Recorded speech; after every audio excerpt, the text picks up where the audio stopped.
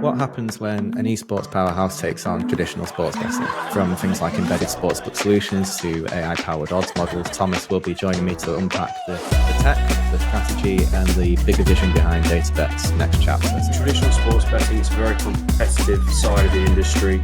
We were building very advanced and robust systems and models that drove very strong results. We did then begin to see a gap in the marketplace for a company like DATA.BET, a low cost, low point of entry, which allowed us to not just come as one complete platform or package. What would you say the biggest learning is for DATA.BET from bringing esports-centric trading practices to traditional sportsbook? It definitely helped us understand the gaps in the market in traditional sportsbooks. You find that there are huge gaps in the amount of data that's consumed that could be utilized in models to help us develop the speed of the model, introducing the likes of personalization and AI into the offering. It's a clear distinction from my perspective because we want to focus on what DATA.BET do very well. We've always provided a very high quality service provider for esports and going into traditional sports. And we want to maintain something which focuses on delivering the best product quality that we can. The industry from the platform provider side is extremely competitive. Hello and welcome to the G3 podcast. What happens when an esports powerhouse takes on traditional sports betting? In this episode of the G3 podcast, I'll be speaking with Thomas Donson, the head of trading at DATA.BET, about the company's expansion beyond its esports roots. From things like embedded sportsbook solutions to AI-powered odds models, Thomas will be joining me to unpack the tech, the strategy, and the bigger vision behind DATA.BET'S next chapter. So, Thomas, thank you very much for coming on. Yep, thank you for having me. So what's prompted the move into traditional sports betting? So, as we know, traditional sports betting is a very competitive side of the industry. There's a huge crowded marketplace right now. And DATA.BET, we grew up as an esports specialist. This is how we developed the company. It's very much a niche, which is from the time of COVID really excelled and has now become one of the bigger products available to any sportsbook. So our clients, as we grew with them, we had a select number of clients to begin with, and they realized that, we were building very advanced and robust systems and models that drove very strong results. And the performance that we got from our esports models was kind of natural for us to try and progress into classical sports for them, for those traditional sports. And we had the opportunity with those clients to strive into new areas and develop the technology that we had into your classical sports. For now, was very difficult to reach without a significant marketing spend and just allowing the technology to take over. So as we began to excel, basically, we did then begin to see a gap in the marketplace for a company like DATA.BET, which had a low cost, low point of entry, which allowed us to not just come as one complete platform or package. However, it was a pick and choose scenario for a lot of operators. It could take on not just our esports, but maybe wanted additional product, and we could utilize our tech base to deliver, again, strong results. The typical transition that we're seeing in the industry is usually companies going from having a traditional sportsbook and taking on or adopting esports markets. So what would you say the biggest learning is for DATA.BET from bringing kind of esports centric trading practices to traditional sportsbook? What advantages does that give you as a company?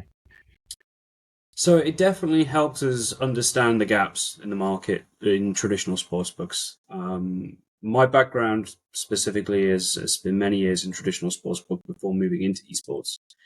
And you find that there are huge gaps in, for example, the amount of data that's consumed that could be utilized in models to help us develop the speed of the model, introducing the likes of personalization and AI into the offering. And we wanted to be able to basically use our learnings from esports, where there is a huge amount of data available, given its electronic kind of nature already sat on the background. And that allowed us to develop, like I say, these much more in-depth models, which require, greater accuracy of pricing. It work a lot faster than a traditional sporting model would.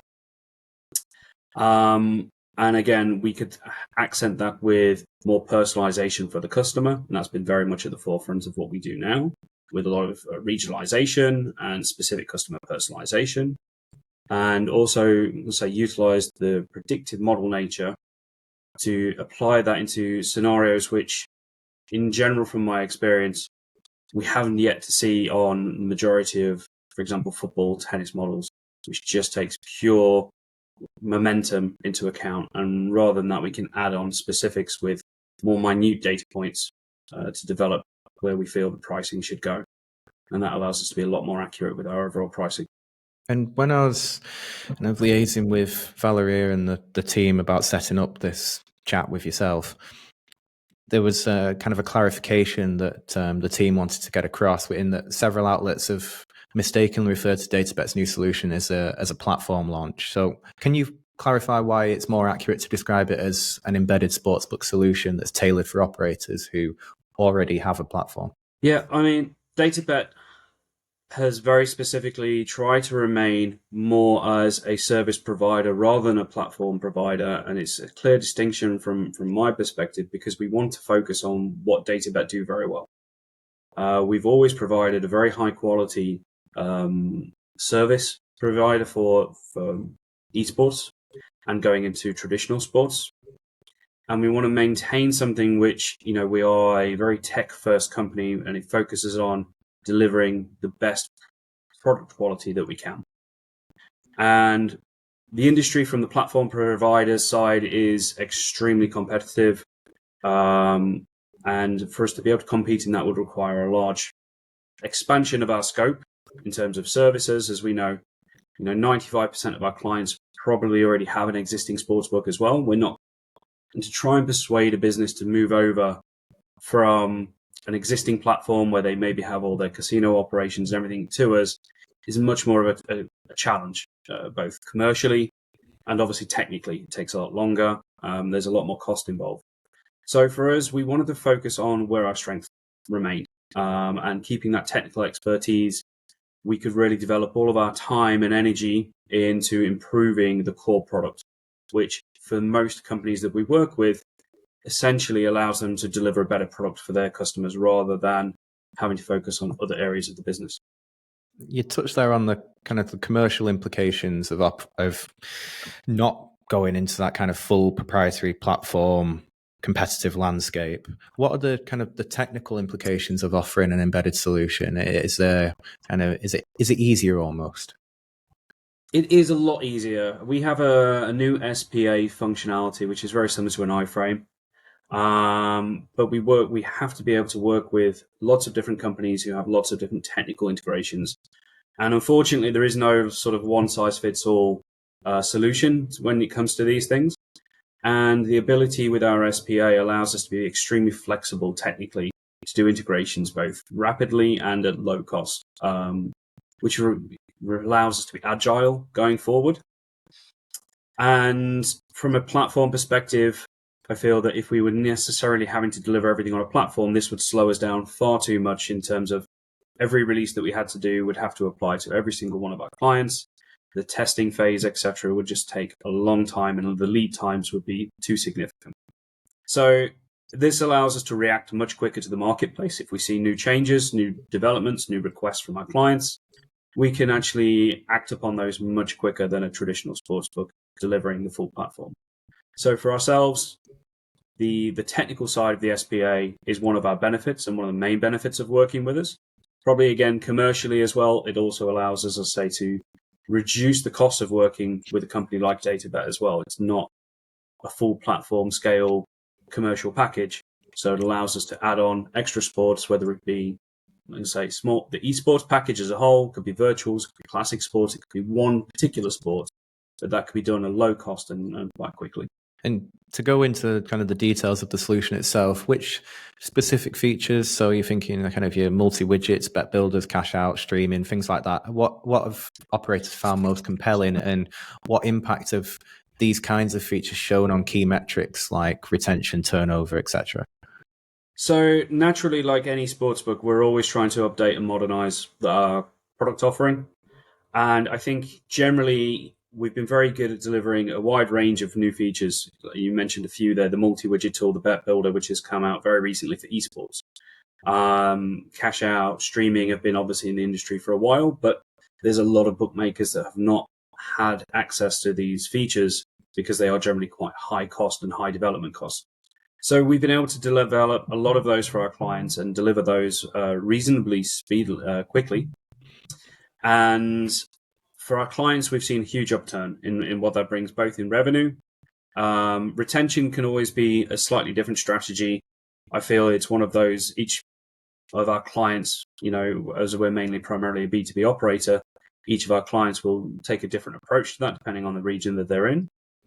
But we do find that uptick streaming has, a huge uplift in terms of revenue generation, what we can deliver, the live action, being able to click on any event, feel like the customers involved in that has been very compelling for most of our clients. And that's not just in esports, which, unfortunately for a lot of esports operators or esports people who like to bet on esports, they have to use several platforms. They might be going on to a streaming platform, which for us means they're clicking away from the site. And that's something that we obviously want to move away from. So being able to embed those streams from all popular sort of streaming platforms it's been very useful for us, but also on the classical sportsbook as well, being able to deliver full streaming aspects there has been very positive.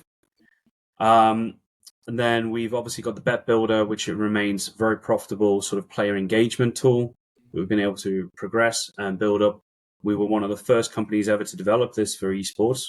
Again, they've been very useful tools in the past for most operators on classical sportsbook, but involving the mix of player props and other features into esports is very difficult for a traditional operator. They need to understand a lot of the background. They have to have a lot of knowledge base, which we bring in waves with our expert trading teams. So for us, it's allowed us basically to deliver the quality products which most customers require in today's modern sportsbook environment. Are there other features that you're planning on rolling out? And apologies if I give some examples that have already been rolled out. So, you're thinking the likes of insurance, multi-competitive live events, regional content. Are you planning on rolling out those kinds of features soon? Certainly, we're always looking to develop the product. And I think that's one of the things about DATA.BET. Say we are very much a tech-first company, so we're always looking at new items out into the market and what can make our clients more competitive and give more features for their clients. So one of the things that we've just recently released has been the hot bundles, essentially a pre-canned bet builder, which allows us to then obviously focus on the player props for esports and for classical sports. And these will be rolling out for a number of different sports in the near future. And then we'll be improving that with mechanisms such as the bet boost mechanism, which is readily available on some of the larger sites. And we want to bring out improved cash out options for in-play partial cash out. So there's always extra features that we're looking to build and develop. And I think also something that's worth mentioning as well is the fact that not all of our developments are probably front end. We work very hard on, for example, risk management and to develop tools in-house for the trading team. These are not the most visible items, but they have a significant impact on being able to deliver high quality traded product. And it's one of our biggest factors really in being able to automate sort of our risk management processes and to do predictive modeling to be able to, again, engage players and make all of our customers maximize any potential revenue and retention that they have from their client base. Well, there aren't too many providers within the industry that have a 24/7 in-house trading and risk team, and it's very much kind of your area of expertise as head of trading. So why maintain this capability rather than outsourcing? So in-house trading is pretty much core to what we do. Esports specifically is a very difficult area for a lot of companies to sort of grasp. There's not that many traders out there who are experienced in esports. It takes a long time to learn the craft and culture of what's happening in the games. And of course, it's a very rapidly developing genre. Games update regularly. It's very different to say football or tennis, where the rules don't change very often. The landscape doesn't change. Within esports, it's a constant thing that you have to really, live and breathe to be able to be good at what you do. So from that basis, we've always traded in-house, and we've kept trading on for esports specifically, but also for our classical sports and virtual sports. In-house trading allows us to be much more specific for our clients. So we can make sure that our pricing is more accurate, and the markets and the regionalization work that goes on to allow that to be more personalized for the client is much more accurate than trying to rely on a third-party team. It allows us then to understand also where our risks are involved, so our risk team, and also have a better information around the quality of the bets being struck. And all of that together delivers a much more profitable solution for us overall. The outsourcing was an opportunity that we should take, purely for the fact that we would also lose some of that flexibility that it gives us on delivering the best possible product. And that's really the focus of the company. And AI is a very prominent topic, not just within gaming, but just in life generally. And you have your own AI-powered odds models at DATA.BET'S. So how do these kind of AI models interact with human oversight, especially for things like live betting and fast markets? Yeah, so AI has been very valuable for the company. It will remain to be. It's really the forefront of where majority of models probably these days are going. And it's one of the things, as I mentioned earlier, where data and the volumes of data that we try and receive is ever increasing. And for the human operator to really try and take those into the algorithms and manage the prices and micromanage them, it's extremely difficult these days. The AI systems that we utilize really try and predict where those prices using those data points are going to be moving, and are already sort of moving the prices in advance of any manual inputs or any human inputs that's required. So it allows us to automate a lot more with just more oversight from our traders and ensure that everything is moving in the right direction, that we're competitive in the marketplace. Sometimes we are, it allows us to be first market movers, generating, especially on the pre-event side of the business. We can be up very early with pricing ahead of any of our competitors. But as you mentioned, like fast markets, again, which requires a lot of data, we like to ensure that we have the uptime of those markets as high as possible. And what we find in the marketplace is that because the data takes time to process and, again, has in general a lot of manual oversight, we don't see a lot of uptime for those markets, which again means a loss of revenue for a lot of operators. So for ourselves, that's one of the key functions of that. It allows markets to be available more often, increasing obviously potential revenue generation. I feel like this conversation started with kind of big picture, and then it zoomed into specific products and challenges. And just to kind of round out with a kind of a big picture topic again, I'd want to ask, what does combining kind of the embedded solution, the sportsbook, esports, virtual sports, the in-house trading risk team into a single portfolio, what does that signal about DATA.BET'S overall vision? Yeah, DATA.BET'S still a growing brand in a very competitive industry. I think esports has definitely been the backbone, but now we've decided it's the right time for us to expand into the wider market. I think by offering, esports, traditional sports, and virtual sports into one portfolio gives the customers much more scope of the available products that we have. We allow then for speedier integration. The more that we can do in terms of onboarding quickly new clients, new sports, allows a seamless and smooth uplift in basically the events and the sport coverage that we can offer.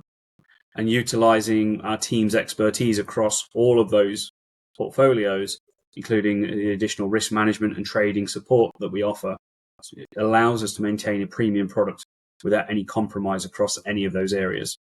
So for us going forward, this is core to how we approach in developing the business, and obviously allowing our customers to come in, take one service, all services, part of a service, and still get the same quality that they would expect out of any given area of the company. Thomas, thank you very much for joining the podcast, and I look forward to meeting you in person, hopefully at Lisbon in a few weeks' time, or if not, certainly the team.